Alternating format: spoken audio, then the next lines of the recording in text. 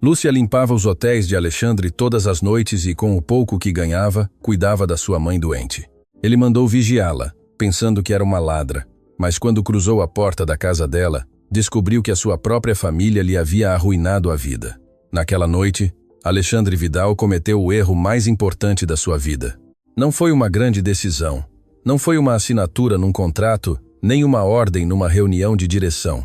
Foi algo muito mais simples e muito mais irreversível. Decidiu seguir uma mulher que não sabia que estava a ser seguida, até uma casa que ele nunca deveria ter visto. E o que encontrou dentro daquela casa destruiu-o de uma forma para a qual nenhum sucesso empresarial o havia preparado. Mas aquela noite ainda não havia chegado. Primeiro chegou a chamada. Eram 7h15 da manhã quando Glória Mendes, supervisora da área de limpeza do Hotel Vidal Imperial, marcou a extensão direta do seu chefe com uma voz que pretendia ser neutra e não o conseguia de todo. Senhor Alexandre, preciso de falar consigo sobre algo delicado. Sobre uma funcionária do 22 grau andar. Alexandre Vidal tinha 32 anos, o apelido mais reconhecido na indústria hoteleira da região e o hábito de resolver problemas antes que lhes terminassem de explicar. Era dono do Grupo Vidal, uma cadeia de 5 hotéis que o seu pai, senhor Aurélio, havia construído do zero e que ele havia multiplicado com uma frieza estratégica que os seus concorrentes admiravam em público e temiam em privado. Era o tipo de homem que não precisa de levantar a voz porque o silêncio já diz o suficiente. Diz-me, respondeu sem levantar os olhos do relatório que tinha à sua frente. É a Lúcia Pinho, senhor. Há semanas que sai com sacos que não deviam sair, artigos do armazém, produtos do minibar, toalhas de reserva. Nada escandaloso de uma só vez, mas os números não mentem e coincide sempre com o turno dela. Alexandre girou ligeiramente a cadeira. Lá fora a cidade já estava acordada e ele ainda não havia tomado o primeiro café do dia. Há quanto tempo nota isto? Quase um mês, senhor. Por que não me disse antes? Houve uma pausa breve, mas honesta. Porque a Lúcia é a melhor funcionária que tenho naquele andar, senhor Alexandre. Queria ter a certeza antes de falar. Não queria enganar-me com ela. Isso deteve-o um instante. A melhor funcionária que tenho. Não era a descrição que normalmente precedia uma acusação de roubo, mas os números não mentiam. Glória também não. Ponha-a sob observação. Sem confrontá-la. Dê-me uma semana. Desligou e ficou a olhar para o relatório que já não conseguia ler. Os dias que se seguiram tiveram aquela tensão particular que existe quando alguém observa sem ser visto. Glória enviava relatórios a cada 2 dias. Nada explosivo, nada definitivo, mas os padrões continuavam lá com a persistência silenciosa das coisas que são verdade. Lúcia saía com sacos. Lúcia demorava mais do que o necessário perto do armazém. Lúcia, sempre pontual, sempre eficiente, sempre invisível daquela forma em que os bons funcionários sabem sê-lo, estava a fazer algo que não devia, ou assim parecia. Ao 5º dia, Alexandre tomou a decisão que os seus assessores teriam desaconselhado. Iria ele mesmo, não porque fosse necessário. Tinha gente para isso, tinha protocolos, tinha segurança, tinha todo um sistema desenhado exatamente para situações como esta. Mas algo nele, algo que não soube nomear naquele momento, precisava de ver com os seus próprios olhos para onde ia aquela mulher quando saía do hotel. Precisava de compreendê-lo, não apenas sabê-lo. Essa diferença tão pequena em aparência seria a que mudaria tudo. Lúcia Pinho saiu pela porta de serviço às 20h16. Alexandre viu-a do seu automóvel, estacionado a uma distância suficiente para não ser notado. Apareceu com o uniforme ainda vestido, carregando um saco de pano contra o lado com o gesto de quem carrega algo pesado, mas aprendeu a não demonstrá-lo. Caminhou direto para a paragem de autocarro, sem olhar para os lados, sem o ritmo cansado de quem termina um turno e já não pensa em nada. Caminhava como alguém que tem para onde ir, como alguém que tem uma pressa real e silenciosa. O autocarro chegou. Alexandre seguiu no carro. A cidade foi mudando à sua volta, de uma forma que Alexandre conhecia em teoria, mas nunca havia experienciado de perto. Os bairros elegantes deram lugar aos funcionais, os funcionais aos humildes e os humildes a algo que já não tinha nome amável. Ruas sem alcatrão, postes sem luz, casas construídas com o que havia disponível no momento em que eram necessárias, sem mais plano que sobreviver ao mês seguinte. Lúcia desceu numa paragem sem sinalização e desapareceu por um beco estreito. Alexandre estacionou o carro e seguiu-a a pé. Caminhou por aquelas ruas que os seus sapatos nunca haviam pisado, sentindo algo que não era medo, mas se assemelhava. Algo que era mais a desconforto físico de estar num lugar que lhe lembrava que o mundo era muito maior e muito mais duro do que a sua vida cotidiana lhe permitia ver. A casa ficava ao fundo de uma rua que não terminava de decidir se era rua ou baldio. Era pequena, de blocos sem reboco, com o telhado de chapa sustentado num canto por um poste de madeira. A porta era de metal com uma fechadura nova que destoava de todo o resto, como se fosse a única coisa que Lúcia havia conseguido comprar nova em muito tempo, uma única janela com luz acesa lá dentro. Lúcia tirou a chave, abriu, entrou, e Alexandre, agindo com um instinto que não saberia justificar a ninguém, aproximou-se até ficar junto àquela janela. "Já cheguei, mãe." A voz de Lúcia lá dentro era completamente diferente da que usava no hotel. Mais suave, mais real. Era a voz de alguém que chega a um lugar onde não tem que fingir nada. A resposta demorou alguns segundos. Era uma voz fraca, com aquele tremor que não é medo, mas o cansaço acumulado de um corpo que já não responde como antes. "Minha filha, comeste algo? Comi no trabalho. Não te preocupes." "Mentira", disse a voz mais velha com uma ternura que atravessava as paredes. "Sempre dizes o mesmo e sempre chegas com fome. Conheço-te desde que nasceste, Lúcia." Alexandre espreitou pela fresta entre a moldura e o plástico que cobria a janela, e o que viu custou-lhe a processar. Numa cama pequena encostada à parede do fundo havia uma mulher idosa, cabelo branco, mãos sobre o cobertor com aquela quietude de quem aprendeu a mover-se o menos possível porque cada movimento custa. Os olhos, no entanto, estavam vivos, escuros e alertas com aquela inteligência intacta que às vezes permanece quando o corpo já não acompanha. Lúcia estava ajoelhada junto à cama, segurando-lhe as mãos. Revisava-lhe os braços com uma delicadeza praticada, metódica, como quem aprendeu a ser enfermeira sem que ninguém lhe tivesse ensinado. Ajeitou-lhe a almofada, tocou-lhe a testa e então abriu o saco. Não era dinheiro, não era nada que pudesse vender. Tirou um frasco de creme hidratante do minibar de alguma das suítes, um sabonete de mãos dos que o hotel punha nos banheiros premium, 2 toalhas pequenas e, no fundo, com cuidado quase reverencial, um frasco de solução antisséptica do armazém do 22 grau andar. Colocou-os na mesinha de cabeceira, pegou no antisséptico, verteu um pouco num algodão e começou a limpar suavemente uma pequena ferida no braço da mãe, no lugar onde havia uma via de acesso venoso mal cuidada. Dona Rosa fechou os olhos. Não de dor, de alívio. Assim murmurou: "As tuas mãos sempre sabem." Alexandre sentiu algo dentro dele a partir-se sem fazer barulho.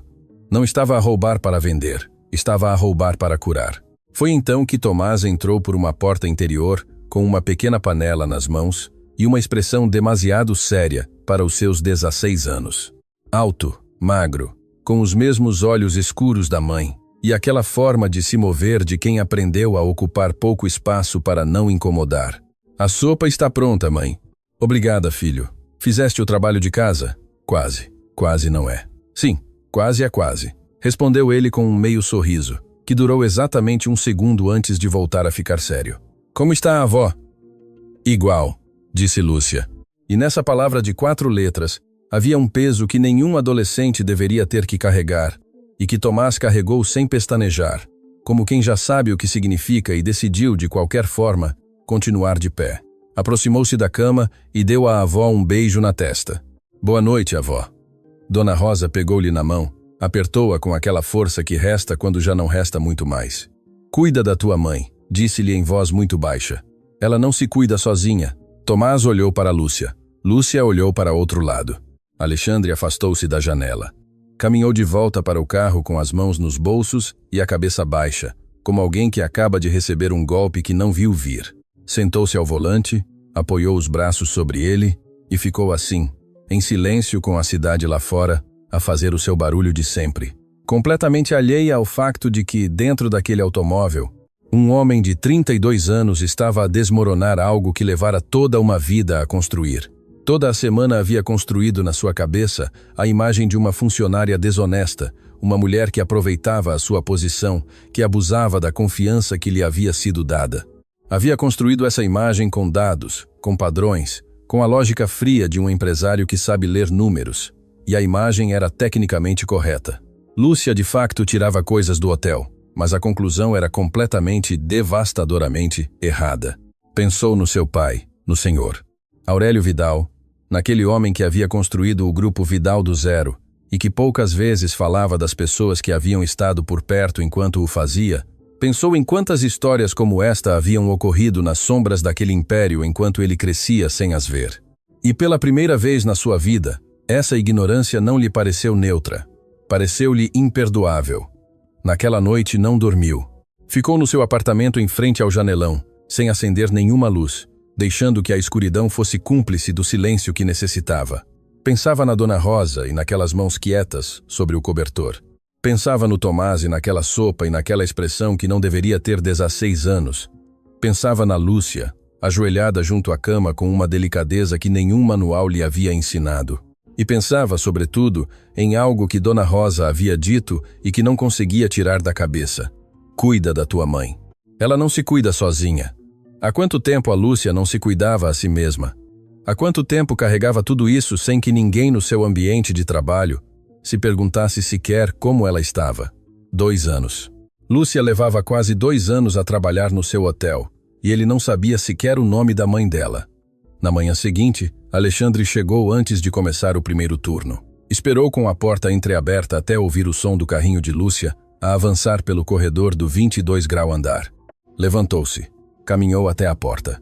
Lúcia estava de costas, preparando o turno com aquela eficiência silenciosa que ele havia ignorado durante 2 anos. Movimentos exatos, sem pausa. A disciplina de alguém que não pode desperdiçar nem um minuto porque cada minuto fora do hotel lhe faz falta noutro lugar. Lúcia, chamou. Ela virou-se. Os seus olhos eram escuros e tranquilos com aquela serenidade das pessoas que aprenderam a não antecipar nada de bom quando um superior as chama pelo nome. Bom dia, Sr. Alexandre. Ele hesitou exatamente um segundo e lhe disse o que não havia planeado dizer, o que saiu antes que qualquer cálculo pudesse detê-lo. Preciso que venha ao meu escritório. Temos de falar sobre algo importante.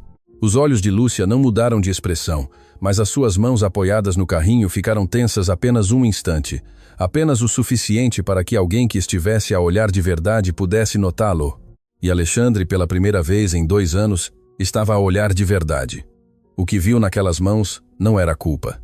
Era o medo silencioso de uma mulher que construiu tudo sobre um fio muito fino e que sabe, com aquela sabedoria que só o sofrimento dá, que os fios finos se cortam sem aviso e que, quando se cortam, não há rede embaixo.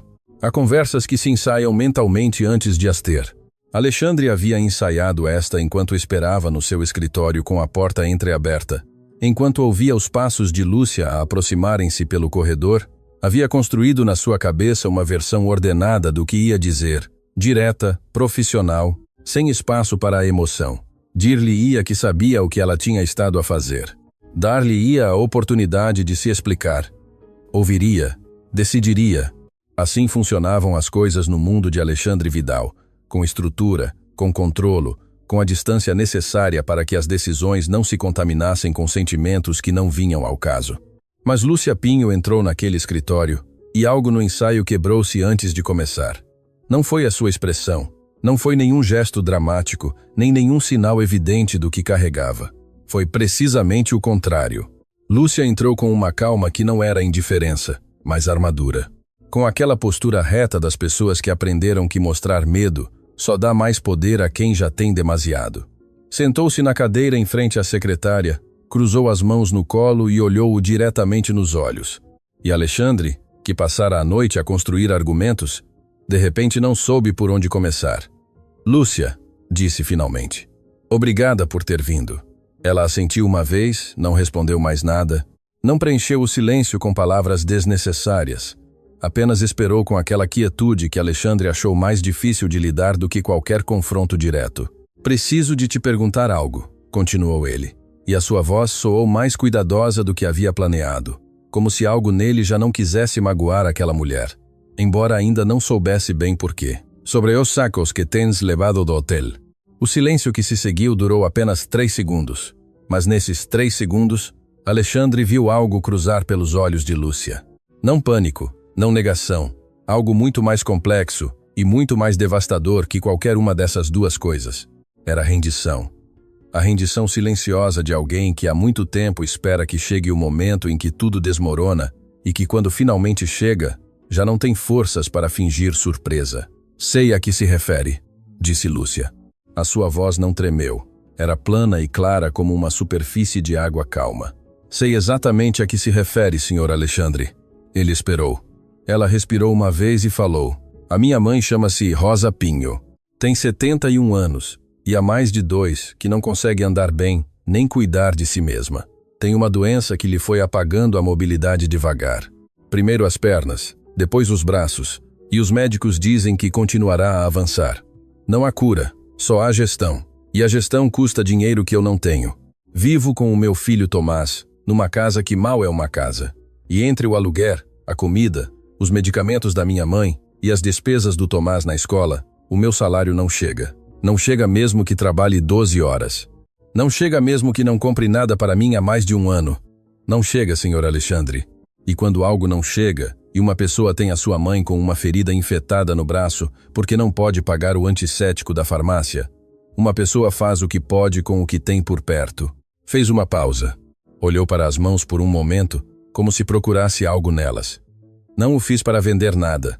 Não o fiz por ambição nem por hábito. Filo porque era a única coisa que tinha disponível para não deixar que a minha mãe piorasse mais. E sei que isso não o justifica legalmente. Sei que o que fiz está errado.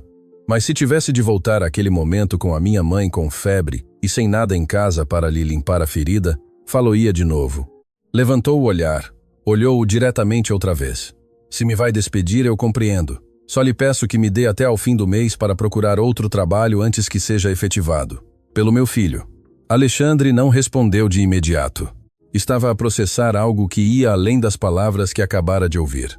Estava a processar a forma como Lúcia as havia dito, sem súplica, sem dramatismo, com a dignidade intacta de alguém que tomou decisões difíceis e está disposta a assumir a responsabilidade por elas, mesmo que lhe custem tudo.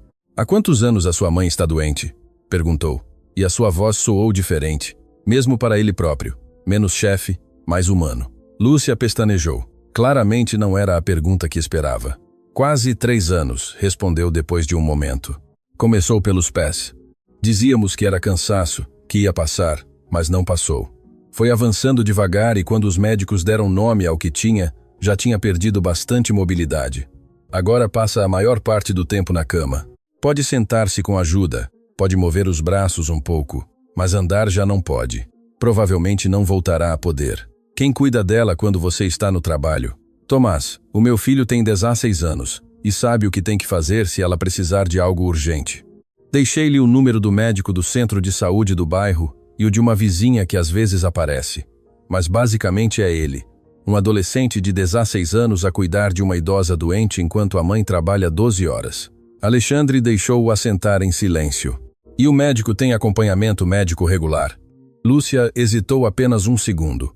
O tipo de dúvida que denuncia que a resposta é desconfortável. Tínhamos consultas no hospital público todos os meses, mas as últimas 2 cancelei porque o transporte custava mais do que podia gastar naquele dia e precisava desse dinheiro para os medicamentos. O doutor, Hugo Costa, que a atende, disse-me que deveria vir pelo menos a cada 6 semanas, que o acompanhamento é importante para ajustar as doses, mas entre saber o que deveria fazer e poder fazer, há uma distância que às vezes não se consegue atravessar.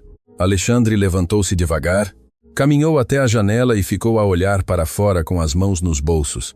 De costas para Lúcia, não porque estivesse a evitar a conversa, mas porque precisava de um segundo em que ela não pudesse ver a sua cara, porque a sua cara, naquele momento, não era a cara de um empresário a gerir um problema de recursos humanos.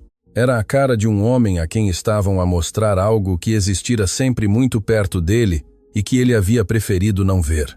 Há quanto tempo trabalha aqui, Lúcia? Quase 2 anos, senhor. E antes daqui trabalhei noutros hotéis, sempre na limpeza. Antes disso, quando a minha mãe ainda podia mover-se, ela também trabalhava. Trabalhava em casas de família. Levava muitos anos nesse trabalho. Alexandre virou-se lentamente. Em casas de família, disse. Não foi uma pergunta. Foi algo entre uma afirmação e o princípio de algo maior que ainda não sabia como nomear. Sim, respondeu Lúcia. E algo no seu tom mudou de uma forma quase imperceptível. Um leve cuidado novo nas palavras, como quem caminha sobre um terreno que conhece, mas sabe que pode ceder. Em que zona da cidade? Lúcia olhou-o um momento antes de responder. Em várias, mas a maior parte da sua vida trabalhou na zona da Lapa. Alexandre conhecia essa zona muito bem.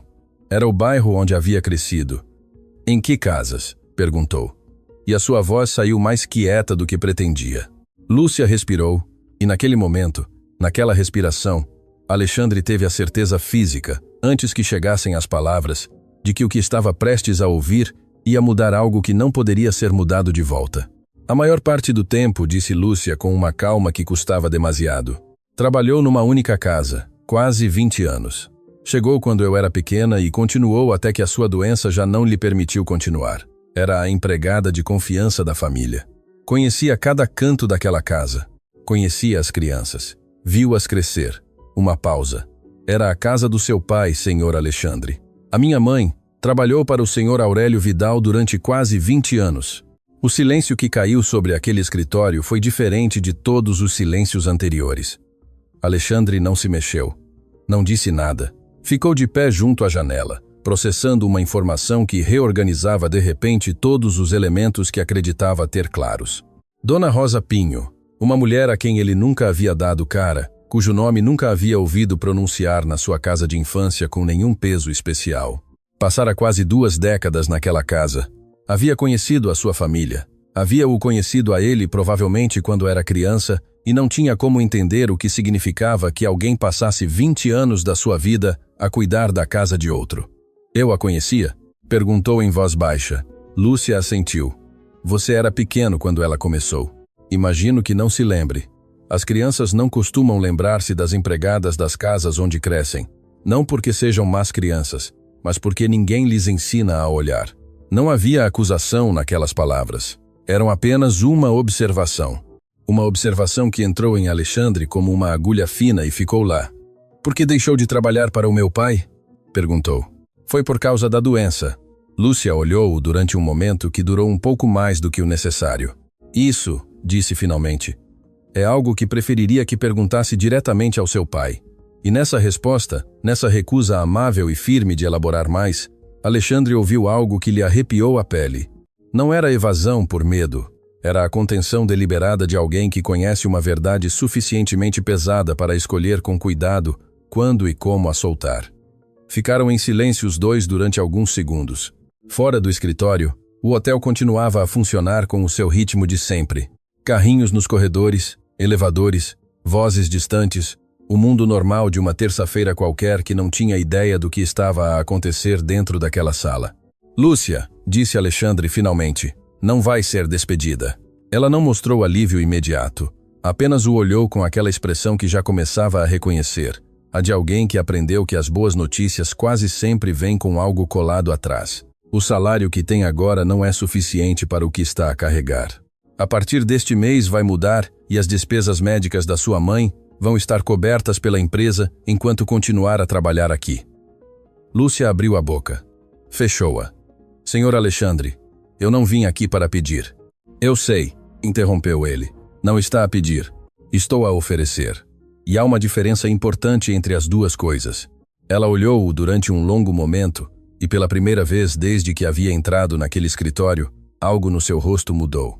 Não foi um sorriso. Foi algo mais pequeno e mais difícil de sustentar que um sorriso. Foi o gesto brevíssimo de alguém que carregou sozinha tanto tempo, que receber ajuda lhe resulta quase mais difícil que continuar a carregar. Por quê? Perguntou em voz baixa. Por que faz isto? Alexandre demorou a responder. Poderia ter dito algo corporativo, algo sobre responsabilidade empresarial ou sobre políticas de bem-estar do funcionário. Tinha esse vocabulário disponível. E teria sido mais fácil usá-lo. Mas disse a verdade, porque ontem à noite vi como limpava a ferida da sua mãe com o pouco que tinha, e porque percebi que há 2 anos que trabalha para mim, e eu não sabia sequer o nome dela. Lúcia não respondeu. Baixou o olhar um momento para as mãos, essas mãos que Alexandre vira ficarem tensas sobre o carrinho naquela manhã e que agora estavam quietas no seu colo com uma quietude distinta, menos defensiva, apenas mais descansada. Há algo que preciso que saiba, disse Lúcia, sem levantar o olhar ainda. Algo sobre a minha mãe e sobre esta empresa que mais cedo ou mais tarde virá à luz de qualquer forma, e prefiro que o saiba por mim antes de o descobrir de outra maneira. Alexandre sentou-se devagar na beira da secretária. Estou a ouvir. Lúcia levantou o olhar e nos seus olhos havia algo que não estivera antes. Não era medo, não era rendição. Era a determinação tranquila de alguém que finalmente decidiu que chegou o momento de dizer a verdade. Mesmo que custe, mesmo que mude tudo, mesmo que não haja como saber ainda se o que vem depois vai ser melhor ou pior do que o que havia antes. A minha mãe não deixou de trabalhar para o seu pai só por causa da doença, disse. Deixaram-na ir. E a maneira como o fizeram depois de quase 20 anos é algo que você precisa de saber, porque tem a ver com quem é o seu pai e com quem tem sido você sem o saber. Lá fora, o hotel seguia o seu ritmo de terça-feira qualquer.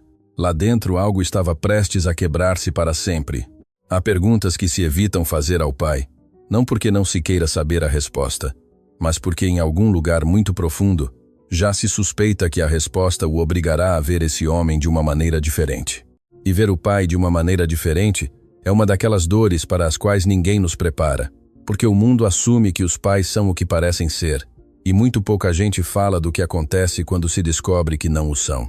Alexandre Vidal tinha 32 anos e nunca havia feito ao senhor Aurélio uma pergunta que o seu pai não quisesse responder. Isso estava prestes a mudar. Depois que Lúcia saiu do escritório, Alexandre permaneceu imóvel durante vários minutos. A conversa havia terminado com aquele gancho suspenso no ar. Aquela frase que Lúcia havia deixado cair com a precisão de alguém que sabe exatamente o peso do que solta. Tem a ver com quem é o seu pai e com quem tem sido você sem o saber. Não era uma acusação.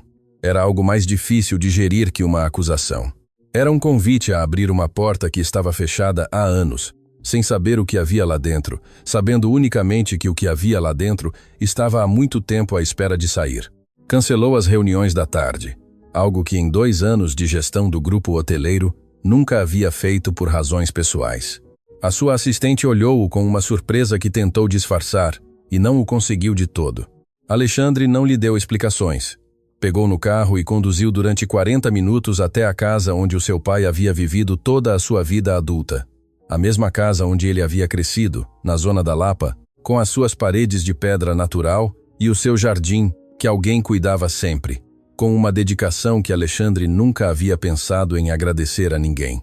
O senhor Aurélio Vidal tinha 68 anos e a constituição de um homem que havia trabalhado com as mãos antes de aprender a trabalhar com a cabeça, ombros largos, com aquele cabelo completamente branco que usava desde os 50 e que lhe dava uma autoridade visual que ele nunca precisou de cultivar, porque já a tinha de qualquer forma. Estava no jardim traseiro quando Alexandre chegou, sentado numa cadeira de madeira com um café na mão e o jornal dobrado sobre a mesa, a olhar para as árvores com aquela expressão dos homens mais velhos que aprenderam a estar quietos sem que a quietude os inquietasse. Levantou o olhar quando ouviu os passos do filho. Não esperava visita, disse. Não era um reproche, era uma observação. Eu sei, respondeu Alexandre. Preciso de falar contigo sobre algo. O senhor. Aurélio olhou-o um momento.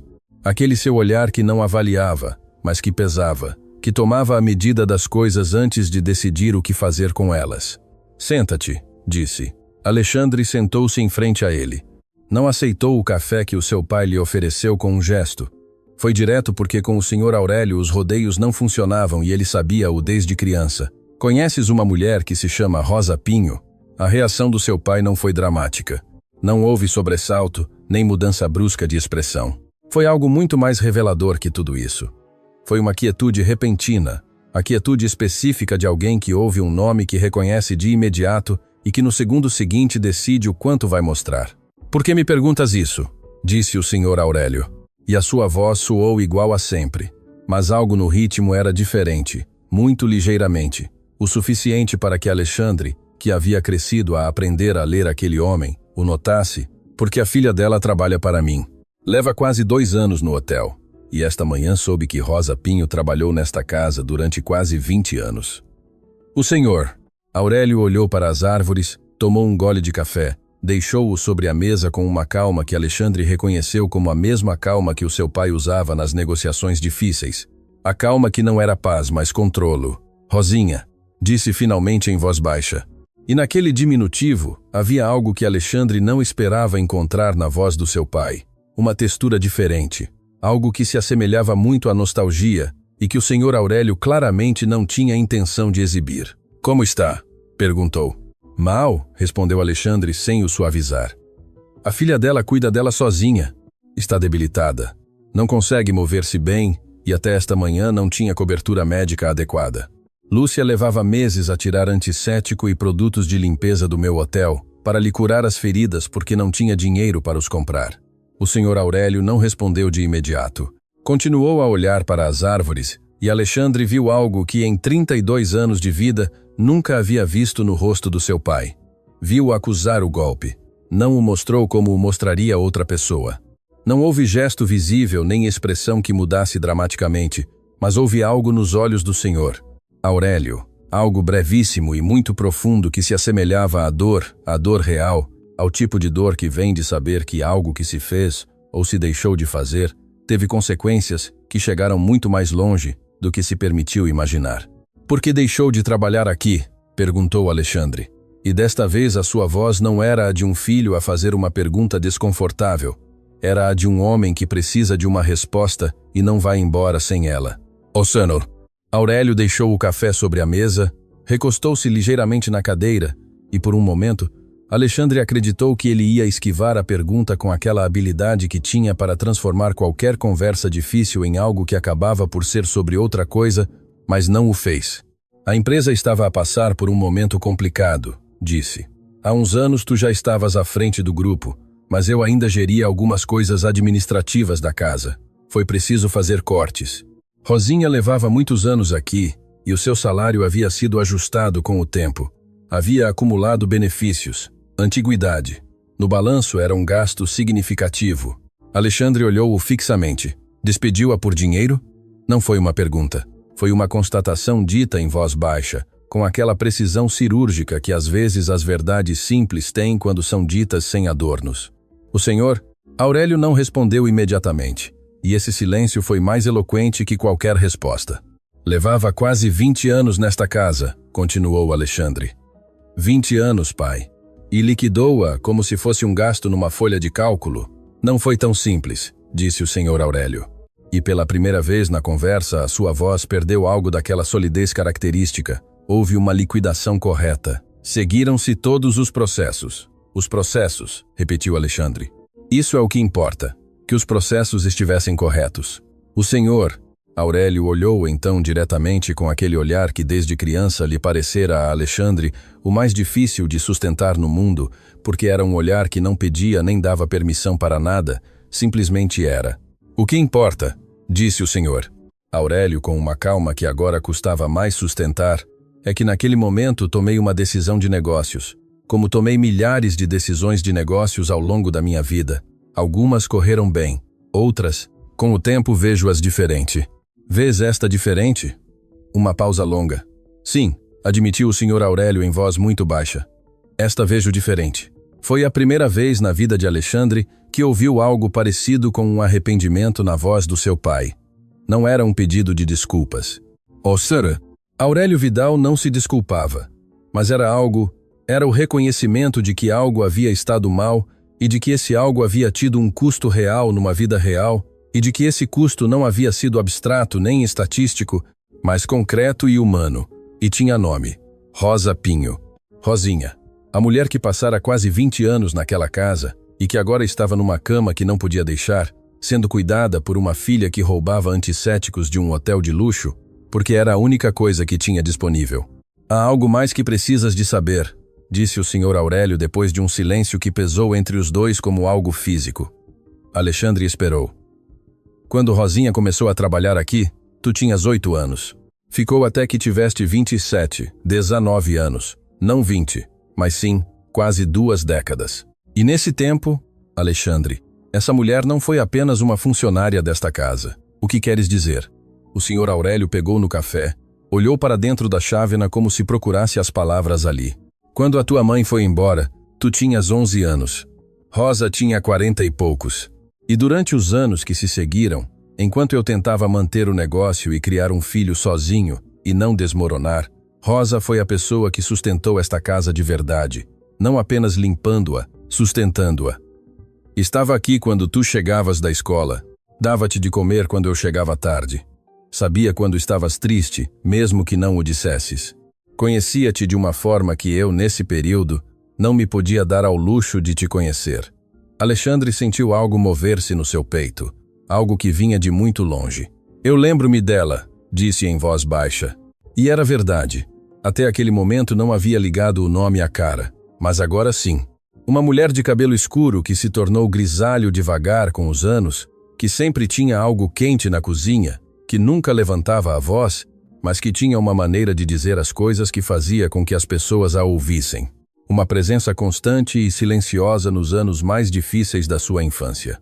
Tão constante e tão silenciosa, que ele havia crescido sem pensar nela como uma pessoa com uma vida própria, com uma história, com uma filha que também crescia em algum lugar enquanto a mãe cuidava da casa de outro.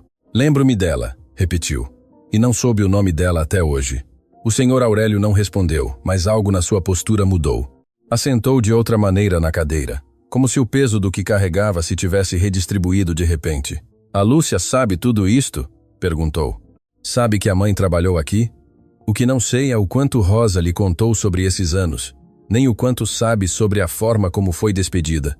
O senhor Aurélio fechou os olhos um momento. Houve algo mais, disse. Algo que não está em nenhum papel de liquidação. Alexandre esperou sem se mover. Quando tomei a decisão de prescindir dos seus serviços, Rosa levava meses com os primeiros sintomas do que depois soubemos que era a sua doença. Eu sabia. Ela tinha me dito porque éramos suficientemente próximos para que me dissesse. E ainda assim, tomei a decisão porque os números não batiam certo, e eu precisava de resolver isso. E naquele momento fui capaz de separar o que sabia do que decidi. O jardim estava completamente quieto. Até o vento parecia ter parado. Despediu-a sabendo que estava doente, disse Alexandre, e a sua voz saiu tão plana, tão sem inflexão, que foi mais devastadora que qualquer grito. O senhor Aurélio abriu os olhos. Tinha-os brilhantes de uma forma que Alexandre nunca lhe havia visto. Sim, disse uma única palavra, 3 letras. E nessas 3 letras havia uma confissão que o senhor Aurélio Vidal havia carregado durante anos em silêncio, com aquela sua maneira de carregar as coisas, que era nunca falar delas, e seguir em frente, como se o movimento para a frente pudesse compensar o que havia ficado para trás. Alexandre levantou-se devagar, não de repente, não com ira visível.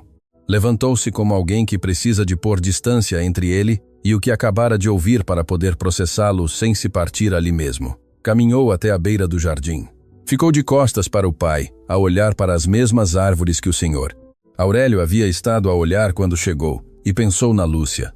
Naquele escritório naquela manhã, com as mãos quietas no colo e a voz sem tremor a dizer a verdade, mesmo que lhe custasse tudo, pensou no Tomás com a sua panela de sopa e os seus 16 anos a carregar o que não lhe cabia.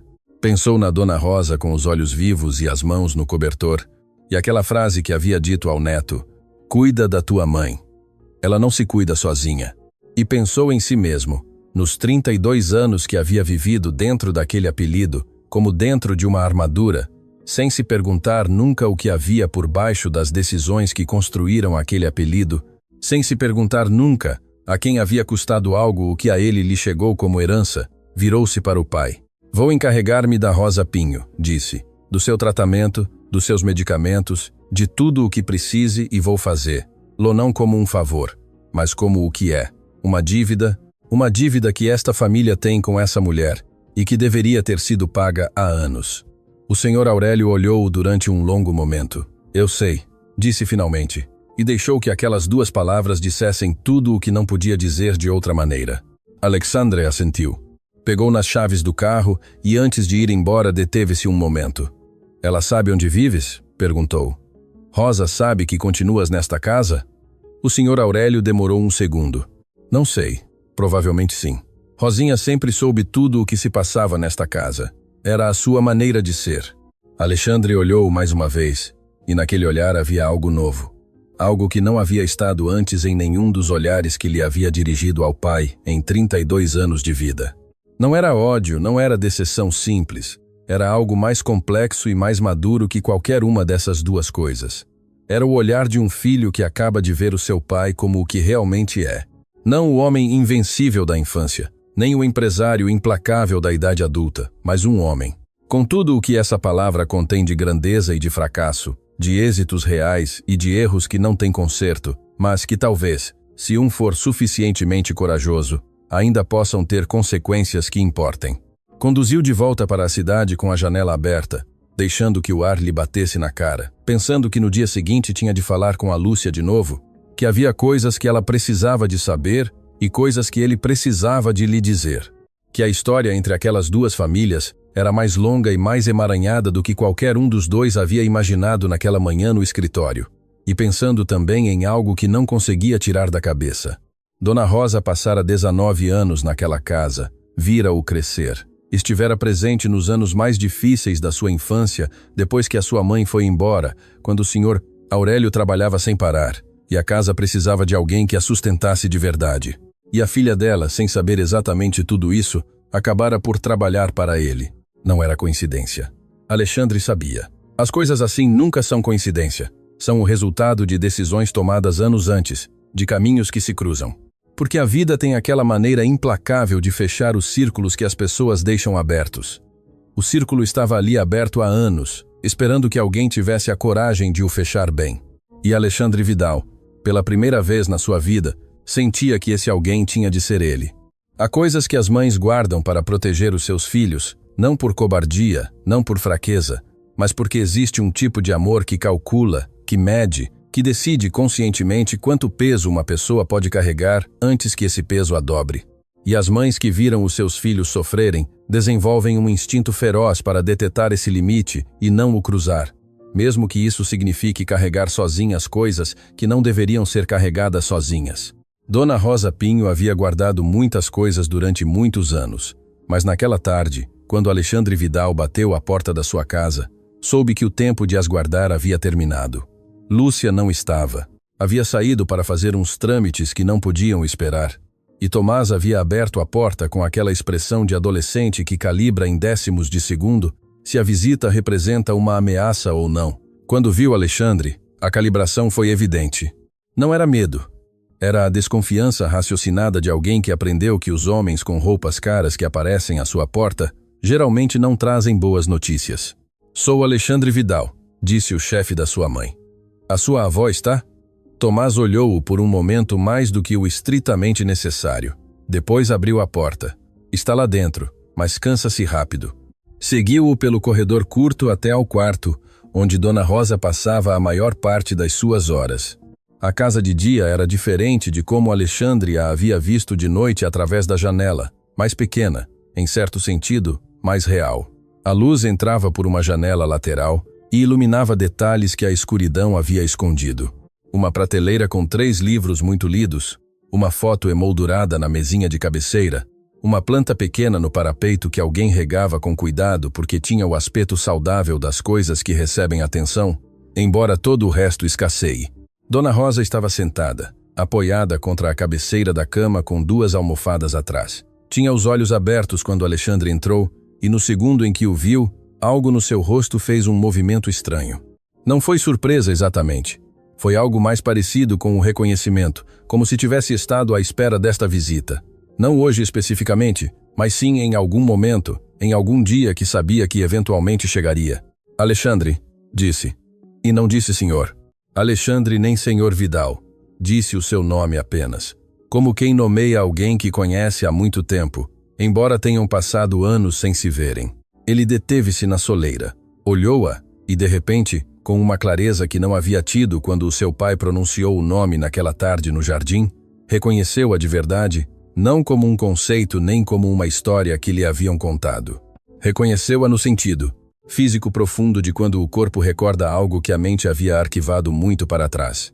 Aquela mulher estivera na sua cozinha, estivera no seu corredor, estivera presente nas manhãs em que ele descia para tomar o pequeno almoço e o seu pai já havia ido embora, e a casa estava em silêncio. E ela punha algo quente na mesa sem dizer nada, sem perguntar como estava. Porque tinha a sabedoria de saber que, às vezes, as crianças não precisam de perguntas, mas simplesmente que alguém esteja ali. Dona Rosa, disse, e a sua voz saiu mais baixa do que pretendia.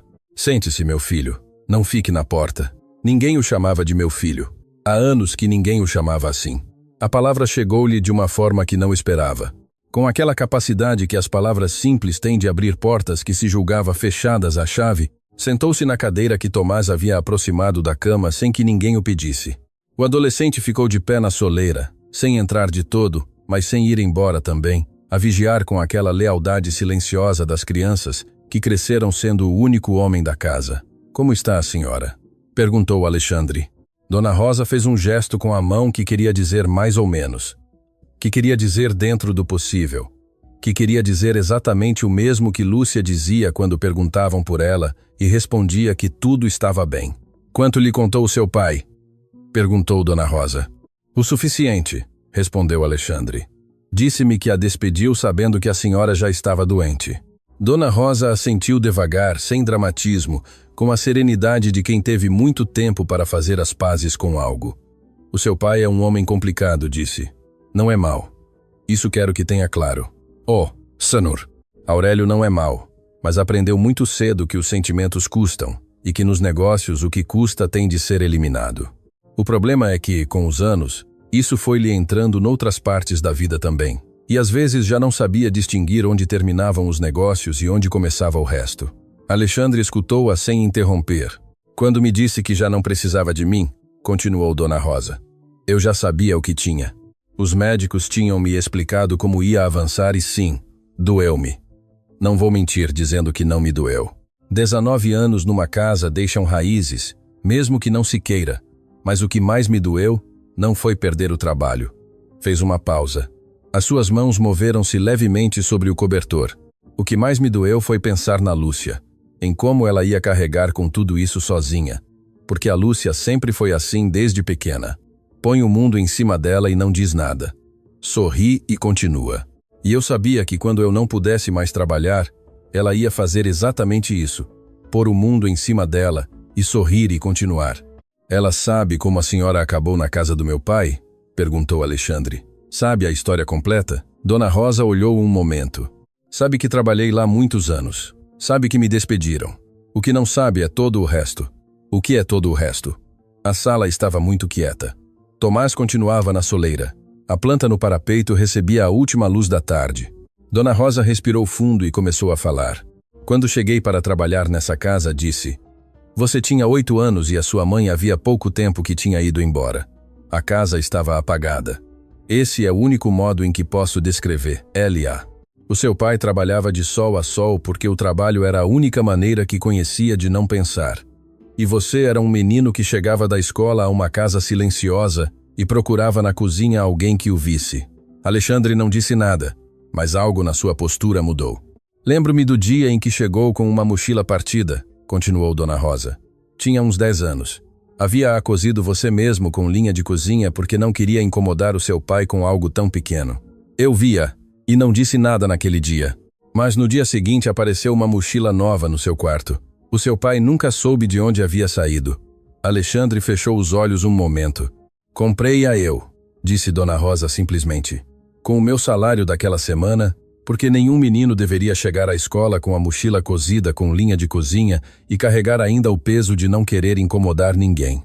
O silêncio que se seguiu foi daqueles que não pedem para ser preenchidos. Alexandre tinha uma recordação muito vaga daquela mochila. Não havia pensado nela em mais de 20 anos.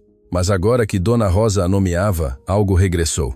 A cor, o cheiro a novo, a sensação de a usar no dia seguinte, sem entender de todo de onde havia aparecido, mas sentindo-se, por alguma razão que então não soube nomear, um pouco menos sozinho, porque nunca me disse quem a havia comprado?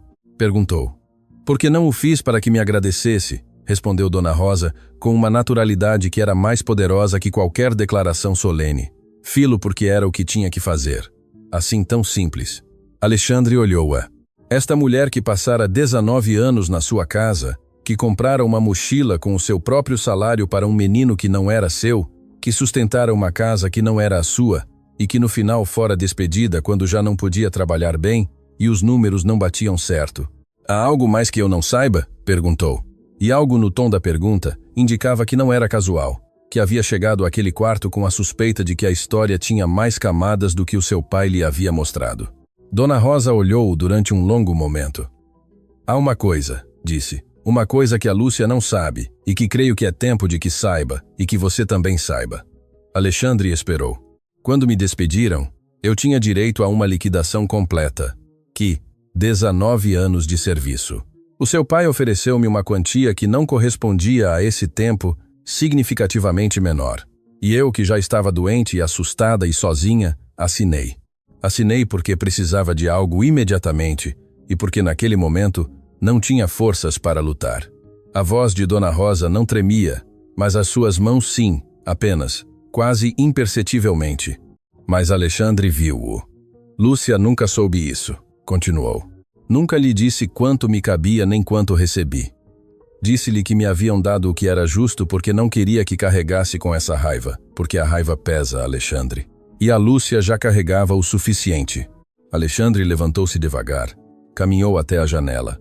Lá fora a tarde estava a fechar e as ruas daquele bairro enchiam-se daquele ruído particular dos bairros humildes ao fim do dia. Esse ruído que mistura a vida com o cansaço de uma maneira que os bairros ricos nunca têm. Qual foi a diferença? Perguntou sem se virar. Dona Rosa disse-lhe um valor. Não era uma fortuna em termos absolutos, mas em termos do que aquela mulher precisava naquele momento, em termos do que teria significado para Lúcia nos anos seguintes, em termos do tratamento médico que não se pôde pagar e dos trâmites que se cancelaram porque o transporte custava demasiado, era uma diferença que havia tido consequências reais e concretas em cada um dos dias difíceis que haviam vivido desde então. Alexandre Virus. Tem o contrato de liquidação? Dona Rosa apontou para a prateleira com os 3 livros. Atrás do segundo dobrado com aquela precisão dos documentos importantes que se guardam sem saber bem para quê, mas sem os poder deitar fora, havia um envelope. Tomás alcançou-o antes que Alexandre terminasse de o pedir. Entregou-o à avó e Dona Rosa passou-o a Alexandre sem dizer mais nada. Ele abriu-o, leu-o, e enquanto o lia sentiu algo que não era exatamente ira, porque a ira implica surpresa, e ele já não estava surpreendido. Era algo mais frio e mais determinado. Era a clareza de alguém que acaba de entender completamente o tamanho do que há para corrigir. Dobrou o documento, guardou-o no bolso interior do seu casaco. Isto vai ser corrigido, disse. A diferença, os juros, tudo. E estará na sua conta antes do fim da semana. Dona Rosa olhou-o. Não tem que fazer isso, disse. Eu sei, respondeu Alexandre. Por isso o vou fazer. Ficaram em silêncio um momento. Lá fora ouviu-se uma chave na fechadura, passos no corredor e depois a voz de Lúcia da entrada. Aquela voz que Alexandre já reconhecia como a real, a que usava em casa, a que não tinha nada da correção profissional do hotel. Já cheguei. Como estão? Deteve-se na porta do quarto quando viu Alexandre. A expressão no seu rosto era uma mistura de coisas que ocorreram ao mesmo tempo e que resultava difícil separar. Surpresa, alarme, uma pergunta que não sabia como formular. E por baixo de tudo isso, muito no fundo, algo que se assemelhava ao medo de quem descobre que 2 mundos que havia mantido cuidadosamente separados acabaram de colidir. Senhor, Alexandre, disse, o que está a fazer aqui? Alexandre olhou-a e depois olhou para Dona Rosa. E na troca de olhares entre mãe e filha naquele momento, havia toda uma conversa, sem palavras. Uma daquelas conversas que só existem entre pessoas que se conhecem tão profundamente que a linguagem se torna desnecessária. Dona Rosa assentiu levemente para a filha, um gesto pequeno, mas Lúcia entendeu. Senta-te, minha filha, disse Dona Rosa. O senhor Alexandre e eu estivemos a conversar, e creio que é tempo de você também saber algumas coisas que lhe guardei para a proteger. Lúcia olhou para a mãe, depois para Alexandre, depois outra vez para a mãe, e sentou-se com aquela obediência que não é submissão, mas confiança. A confiança de uma filha que sabe que a sua mãe, embora tenha guardado coisas, nunca guardou nada que não fosse por amor. O que veio depois mudaria tudo o que Lúcia acreditava saber sobre a sua história, sobre a família Vidal e sobre as dívidas que existem entre as pessoas muito antes de essas pessoas saberem que as têm. Lúcia escutou tudo sem interromper. Isso foi o que mais impressionou Alexandre nela naquele momento. Não as lágrimas, embora tenham chegado, não o tremor nas mãos, embora estivesse, mas aquela capacidade de ficar completamente quieta enquanto o mundo que acreditava conhecer se reorganizava diante dos seus olhos com a mesma disciplina silenciosa com que havia enfrentado todo o resto. Dona Rosa falou devagar, sem dramatismo, com aquela sua maneira de dizer as coisas difíceis, que as fazia ao mesmo tempo mais suaves e mais devastadoras, porque não vinham embrulhadas em escândalo, mas em verdade pura. E a verdade pura sem embrulho dói de uma maneira particular que não tem antídoto. Contou-lhe tudo. Os 19 anos na casa dos Vidal. Os anos depois que a mãe de Alexandre foi embora, quando a casa precisava de alguém que a sustentasse, e ela fez-lo, sem que ninguém lhe o pedisse formalmente, porque era o que tinha que fazer. Contou-lhe sobre o menino de 8 anos que descia para tomar o pequeno almoço sozinho e sobre a mochila cosida com linha de cozinha. Contou-lhe como havia visto Alexandre crescer à distância de alguém que está presente sem pertencer, que cuida sem que o cuidado lhe pertença, que ama sem que o amor seja nomeado, porque nessas casas o amor entre empregada e família não tem um nome confortável. E depois contou-lhe o da liquidação. Lúcia não disse nada quando ouviu o valor, apenas fechou os olhos um momento, e naquele momento, Alexandre viu na sua cara algo que reconheceu porque o havia visto antes, no jardim do seu pai naquela mesma tarde, quando o senhor Aurélio acusou o golpe sem o mostrar de todo. A dor de entender que algo que doeu muito, algo que se carregou durante anos acreditando que era o peso normal da vida, na realidade tinha uma origem concreta, uma decisão, uma pessoa, um momento específico em que alguém escolheu o conveniente em vez do justo. Mãe, disse Lúcia finalmente. A sua voz era muito baixa. Por que não me disse? Dona Rosa olhou-a com aquela serenidade que só tem as pessoas que pensaram muito numa resposta antes de a ter que dar. Porque te conheço desde que nasceste, minha filha. E sei que se soubesses que fui despedida assim, doente, com uma liquidação incompleta, tu terias carregado com essa raiva todos os dias da tua vida. Terias carregado enquanto trabalhavas, enquanto cuidavas dos teus filhos, enquanto cuidavas de mim. E essa raiva ter-te-ia pesado mais do que qualquer outra coisa. Preferi guardá-lo eu, do que deixar-te carregá-lo tu. Lúcia abriu a boca, fechou-a. As lágrimas corriam em silêncio sem soluços, daquela maneira em que choram as pessoas que aprenderam a chorar sem fazer barulho para não assustar ninguém. Tomás, que havia estado na soleira todo esse tempo, aproximou-se devagar e sentou-se na beira da cama junto à avó. Pegou-lhe na mão sem dizer nada. E esse gesto tão simples, esse adolescente de 16 anos a pegar na mão da sua avó doente no meio de uma verdade que o superava em anos e em peso, foi o que finalmente quebrou a compostura de Lúcia por completo. Cobriu o rosto com as mãos e chorou. Não o choro contido de antes, mas o choro verdadeiro. O que sai quando já não se tem forças para continuar a ser forte, o que acumula meses e anos de carregar sozinha e de sorrir, e de dizer que tudo está bem quando nada está de todo bem. Alexandre não disse nada. Não era o momento para palavras. Era o momento para deixar que aquela família tivesse o que precisava ter, mesmo que fosse doloroso, mesmo que custasse, porque há dores que limpam e há verdades que, mesmo que cheguem tarde, chegam quando tem que chegar.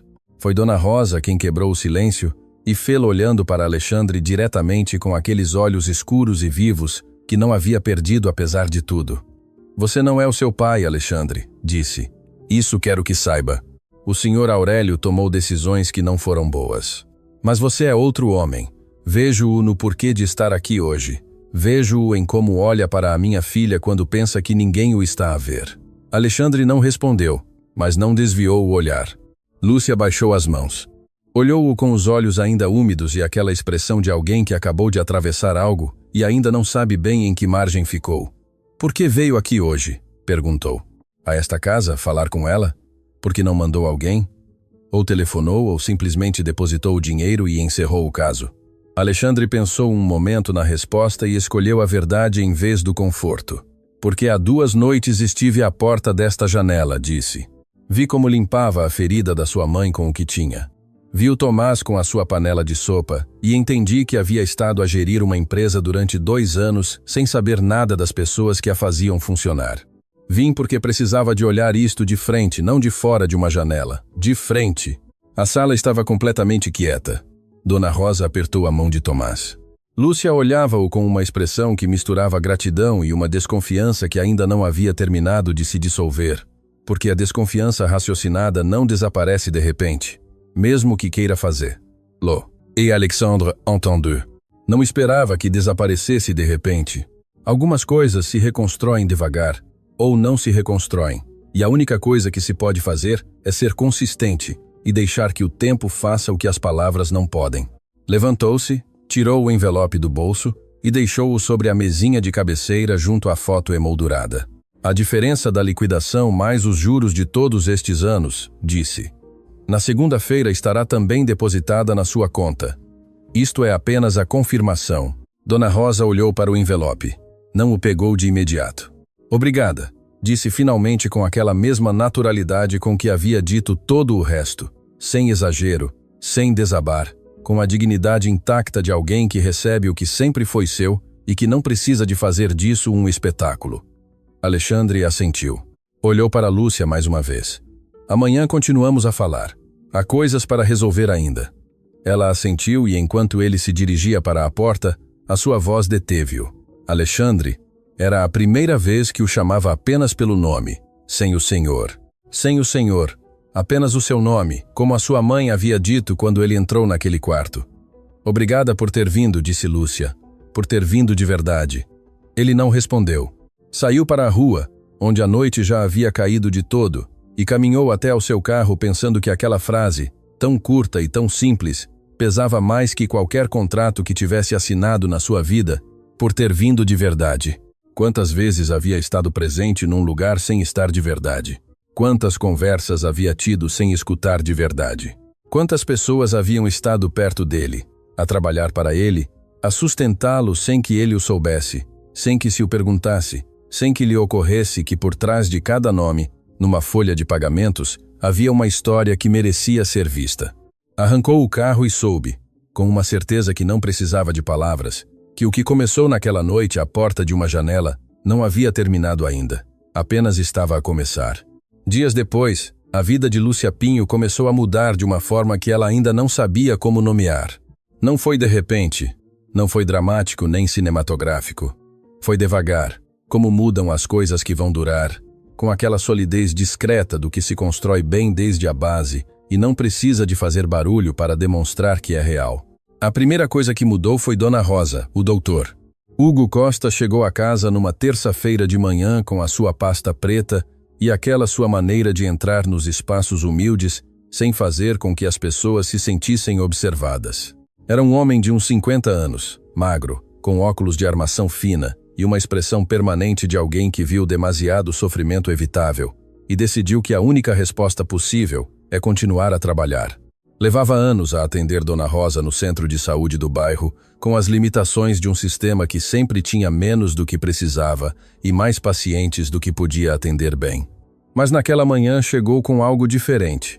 Chegou com tempo, com exames completos que Dona Rosa nunca havia podido fazer, com uma ordem para um especialista no hospital privado Clínica da Luz, que cobriria tudo o que o sistema público não alcançava. Alexandre havia gerido tudo sem anunciar, sem ligar para Lúcia para lhe dizer o que estava a fazer, nem esperar agradecimento. Havia-o feito porque era o que correspondia fazer, e porque havia aprendido nos dias que se seguiram aquela noite à porta da janela, que as ações que se fazem à espera de reconhecimento não são generosidade, são transações disfarçadas. O Dr. Hugo Costa examinou Dona Rosa com uma minúcia que ela não experimentara em muito tempo. Ajustou-lhe os medicamentos, explicou-lhe com paciência o que cada um fazia e por que era importante tomá-los na ordem correta. Falou-lhe como se fala a uma pessoa inteligente que merece entender a sua própria situação, não como se fala a uma idosa doente que só precisa de obedecer a indicações. Quando terminou, saiu para o corredor onde Lúcia esperava com Tomás e disse-lhes algo que nenhum dos dois esqueceria. A sua mãe não vai recuperar a mobilidade que perdeu. Disse com aquela honestidade direta que os bons médicos não evitam, mesmo que doa. Isso não vai mudar. Mas com o tratamento correto e o acompanhamento adequado, o que tem, não tem de avançar tão rápido.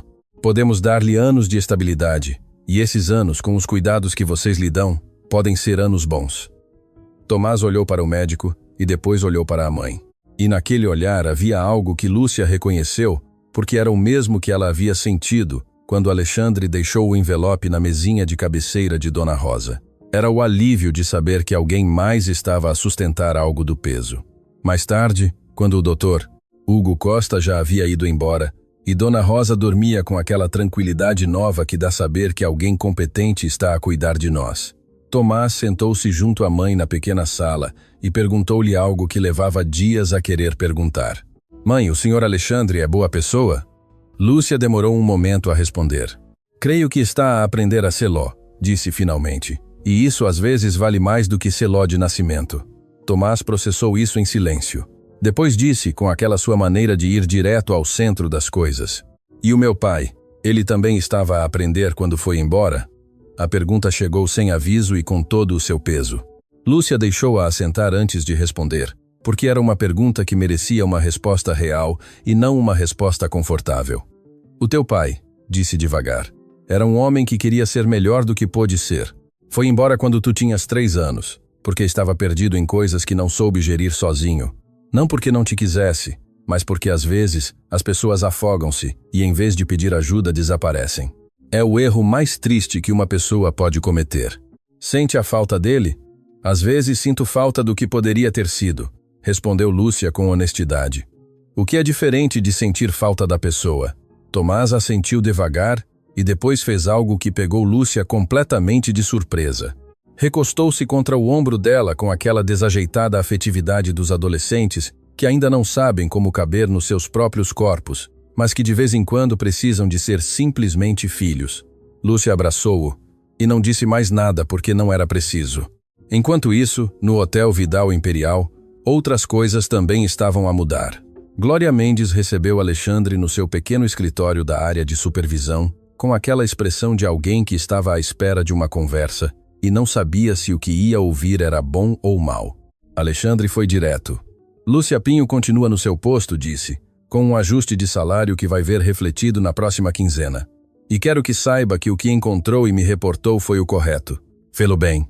Glória olhou. Posso perguntar o que aconteceu?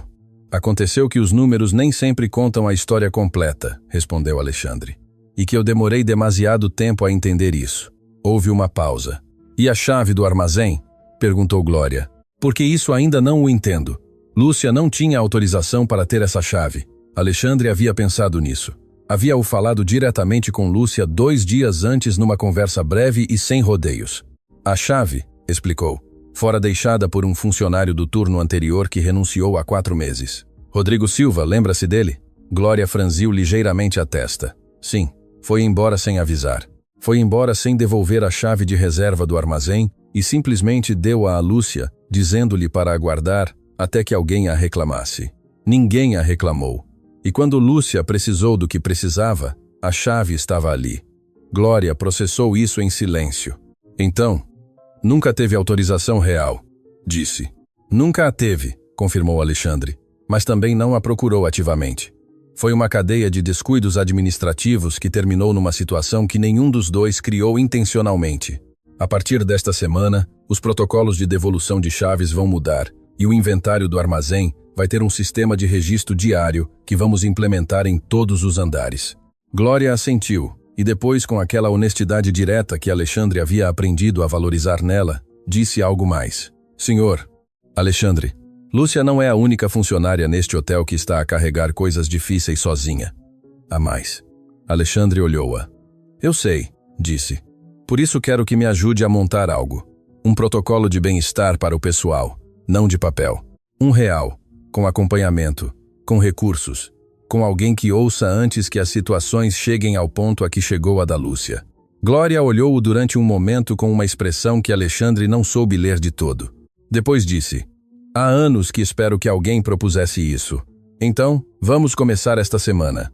Dias depois, Alexandre fez algo que não havia planeado, mas que sentiu necessário com uma clareza que não admitia adiamento. Foi ver o seu pai. O senhor Aurélio estava no mesmo jardim de sempre, na mesma cadeira, com o mesmo café. Mas algo nele estava diferente, algo muito subtil, quase imperceptível, que Alexandre identificou depois de alguns segundos. Estava à espera, não com ansiedade, com aquela quietude específica dos homens mais velhos que aprenderam que certas conversas chegam quando têm que chegar e que a única coisa que se pode fazer é estar presente quando chegarem. Alexandre sentou-se em frente a ele. Depositei a diferença da liquidação de Rosa Pinho, disse, com os juros correspondentes a todos estes anos. O Sr. Aurélio assentiu lentamente. Como está ela? Estável. Tem acompanhamento médico agora. O tratamento está ajustado. Bem, disse o Sr. Aurélio. E naquela única palavra havia um alívio que levava anos sem ter para onde ir. Houve um silêncio longo entre os dois. Não desconfortável. O tipo de silêncio que existe entre pessoas que disseram coisas importantes e que ainda estão a processar o peso de as ter dito. Quero pedir-te algo, disse Alexandre finalmente. O Sr. Aurélio olhou-o. Quero que vás vê-la. O silêncio que se seguiu foi diferente de todos os anteriores. Mais pesado, mais carregado de coisas que nenhum dos dois sabia nomear de todo. Não sei se ela quer ver-me, disse o Sr. Aurélio. Não o saberás até que vás, respondeu Alexandre.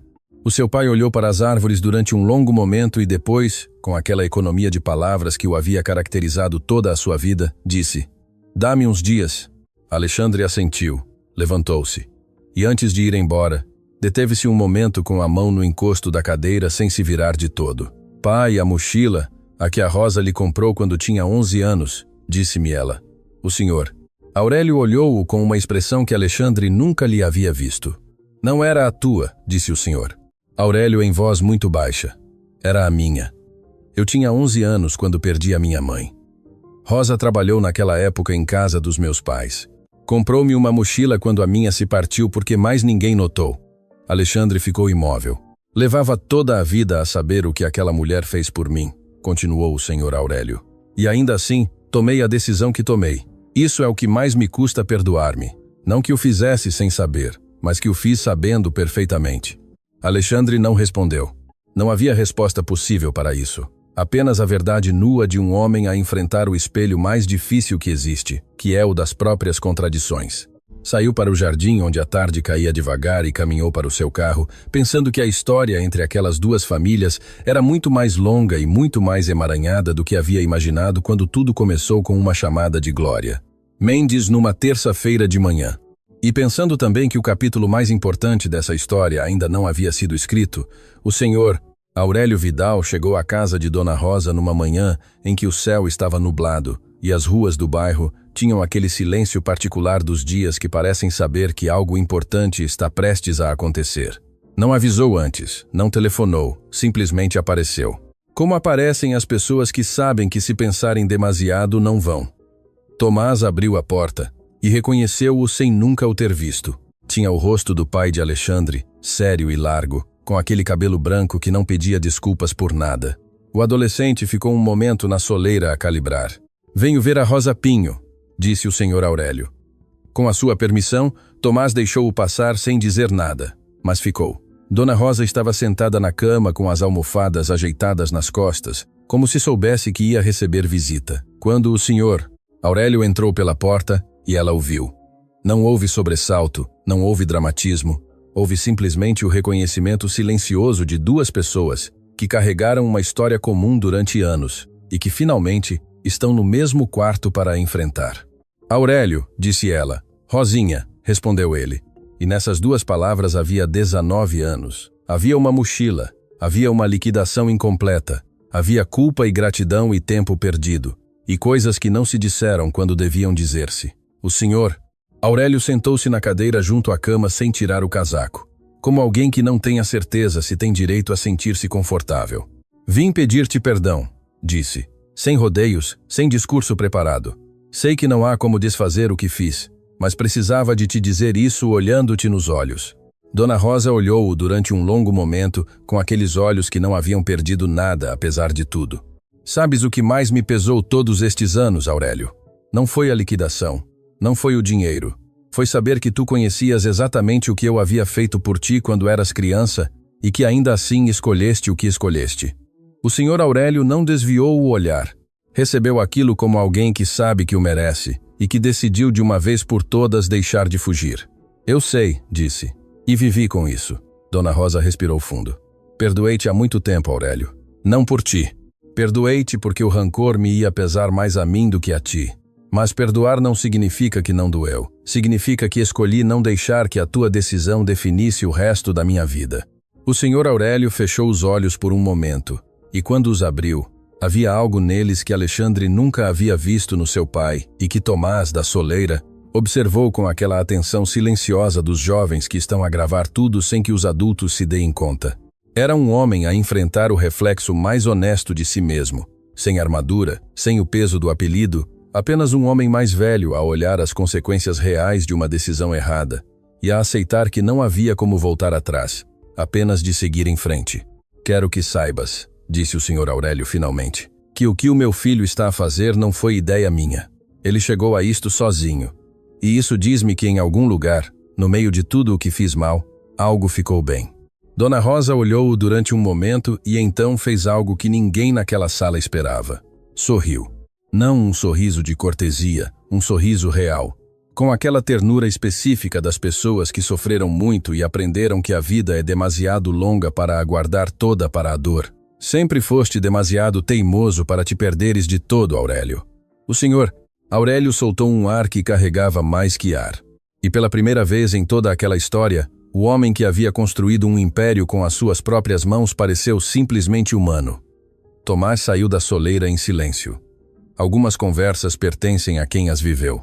Semanas depois, Lúcia estava no mesmo corredor do 22 grau andar, quando Alexandre apareceu com 2 cafés nas mãos. E aquela expressão que ela havia aprendido a reconhecer como a de alguém que tem algo a dizer, mas não sabe bem por onde começar. Ela parou o carrinho. Ele estendeu um dos cafés. Ela aceitou. Sentaram-se nos degraus da escada de serviço porque o 22 grau andar àquela hora estava silencioso e às vezes as conversas mais importantes ocorrem nos lugares menos formais. Alexandre tirou um envelope do bolso interior do seu casaco e entregou-o sem preâmbulos. Lúcia abriu-o devagar. Leu e ficou a olhar para o papel durante vários segundos com uma expressão que Alexandre não tentou decifrar. Deixou-a demorar o tempo que precisava. Era uma proposta não de caridade, uma proposta real, com contrato, com salário, com responsabilidades concretas. Lúcia passaria a coordenar o novo protocolo de bem-estar do pessoal do Grupo Vidal, trabalhando diretamente com Glória Mendes e com o Departamento de Recursos Humanos.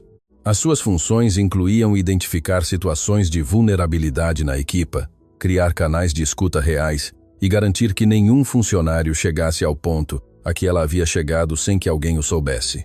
Isto é um trabalho de verdade, disse Lúcia. Não é um favor disfarçado. É um trabalho de verdade, confirmou Alexandre. Porque é a única pessoa nesta empresa que sabe exatamente como se vê o mundo do outro lado. E esse conhecimento vale mais do que qualquer título que eu pudesse contratar. Lúcia dobrou o papel com cuidado, guardou-o dentro do envelope e olhou para o corredor vazio com aquela sua expressão de quem está a processar algo grande sem deixar que o grande a desmorone. Vou precisar de estudar algumas coisas, disse. Para fazer isto bem, já pensei nisso, respondeu Alexandre. A empresa cobre. Você escolhe o curso, o horário, o formato. E o Tomás entra no programa de bolsas de estudo que estamos a estruturar para filhos de funcionários. Quando terminar o ensino secundário, tem acesso garantido. Lúcia fechou os olhos por um segundo. Não foi um gesto dramático. Fechou os olhos como alguém que precisa de um instante para conter algo que é demasiado grande para caber no rosto sem transbordar. Quando os abriu, tinha a compostura de sempre. Mas havia algo diferente nela. Algo que Alexandre notou, mas não nomeou. Porque algumas coisas funcionam melhor sem nome. Era o começo do descanso, não da felicidade, porque a felicidade não chega de uma só vez, mas do descanso, da sensação de que o peso continuava ali, mas que pela primeira vez em muito tempo, havia mais de um par de mãos a sustentá-lo. Por que fazes isto? Perguntou ela. E não era a mesma pergunta de antes. Antes tinha desconfiança, agora era genuína. Alexandre pensou antes de responder e escolheu a resposta mais honesta que tinha. Porque uma mulher que não soube ver passou 19 anos a cuidar da minha casa sem que eu soubesse sequer o nome dela. E quando finalmente abri os olhos, entendi que o problema nunca foi ela. Foi o tamanho do meu ponto cego. Lúcia olhou-o. E por quê? Continuou ele. Disseste algo que não consigo tirar da cabeça. Disseste que havia vindo de verdade. E quero continuar a ser o tipo de pessoa que vem de verdade. Não sei fazê-lo perfeito, mas sei que não quero voltar a ser o que era antes. O corredor esteve quieto um momento. Então Lúcia fez algo simples que valeu mais que qualquer discurso. Levantou o copo de café na direção dele, como um brinde, pequeno, quase imperceptível. Alexandre tocou o copo com o seu, e ficaram assim, sentados nos degraus de uma escada de serviço, a tomar café frio num corredor silencioso, como duas pessoas que atravessaram a mesma tempestade por caminhos completamente distintos e que só agora, finalmente, estavam do mesmo lado. Essa mesma tarde, Lúcia chegou à casa e encontrou Tomás sentado à mesa com um caderno aberto e aquela expressão de concentração que ela reconhecia como a sua quando algo o havia movido por dentro. "O que estás a escrever?" perguntou. "Uma carta", disse ele sem levantar os olhos. "Para o meu pai, não para enviar, só para escrever." Lúcia ficou parada um momento. Depois foi à cozinha, preparou 2 chás, voltou e sentou-se ao lado dele. Não disse nada, não perguntou o conteúdo, apenas esteve ali. E isso foi suficiente. Como quase sempre com Tomás, o suficiente era simplesmente estar. Dona Rosa dormia no quarto ao lado com aquela tranquilidade nova que o tratamento correto lhe havia devolvido. Na mesinha de cabeceira, o envelope com o comprovativo. Na prateleira, os 3 livros muito lidos. Na janela, a planta que alguém sempre regava. E em toda a casa havia algo que não se via, mas se sentia, a sensação de que o pior já havia passado. Não porque a vida se tivesse tornado fácil de repente, não porque as dívidas da história se tivessem pago completamente, porque há dívidas que não se pagam com dinheiro nem com intenção, apenas com tempo e com consistência, mas porque as verdades que precisavam ser ditas haviam sido ditas. As pessoas que precisavam ver-se de verdade finalmente se haviam visto, e as mãos que haviam carregado sozinhas demasiado tempo, por fim tinham onde se apoiar. Às vezes isso é o que a vida precisa, não perfeição, não grandiosidade, só a coragem de cruzar a porta de alguém, olhar de frente o que há do outro lado e decidir fazer as coisas diferente. Alexandre Vidal aprendeu isso numa noite em que ficou à porta de uma janela a olhar para dentro de uma casa que não era a sua. Lúcia Pinho aprendeu que pedir ajuda não é o fim da dignidade, é o começo de uma dignidade maior. Dona Rosa já o sabia, sempre o soube, e Tomás, com 16 anos e uma carta que nunca seria enviada, estava a aprender a lição mais difícil de todas, que carregar o passado não é uma obrigação, é uma escolha, e que em algum momento, quando a pessoa está pronta, é possível deixá-lo com cuidado, respirar fundo e seguir em frente com as mãos livres, porque as mãos livres não são mãos vazias, são mãos prontas para construir algo novo.